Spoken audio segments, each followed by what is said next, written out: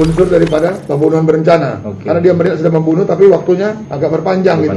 Sosok Brigadir AN polisi bakar pacar hingga meninggal akan dipecat tidak hormat.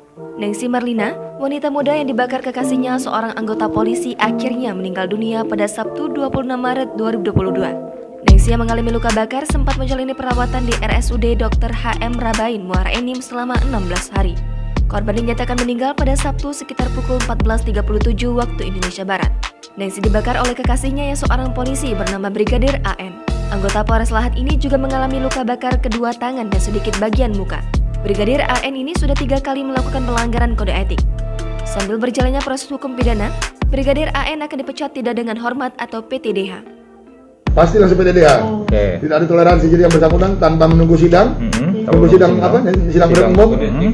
Pak Kapolda menyampaikan pasti di PTDH, langsung PTDH. PTDH Pak ya? Oke. Di PTDH. Dipastikan Pasti PTDH Pak PTDH. ya? Oke. Dipastikan PTDH. Apa? Sidang peradilannya, ya. Nah, langsung pidana umumnya naik, PTDH. Polrinya PTDH Pak ya? Pasti PTDH. Kasus pembakaran ini terjadi di rumah kontrakan temannya di Gang Kolam, Rumah Tumbuh, Kecamatan Muara Enim, Kabupaten Muara Enim, Sumatera Selatan, pada Kamis 10 Maret 2022 sekitar pukul 22.30 waktu Indonesia Barat. Aksi nekat tersebut berawal dari korban dan pelaku telah menjalin hubungan asmara selama beberapa tahun. Setelah menjalani asmara, korban baru mengetahui pelaku telah beristri yang tengah hamil tua dan memiliki 2 anak. Atas saran keluarga dan pertimbangannya, akhirnya korban memutuskan untuk mengakhiri hubungan asmara tersebut.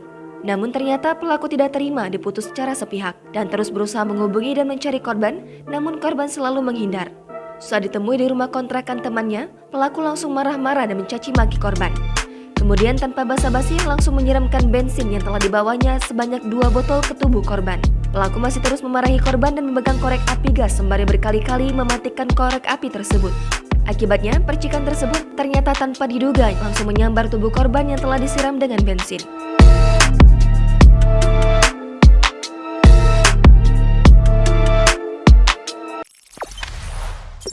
Jangan lupa subscribe, share, komen, dan like ya.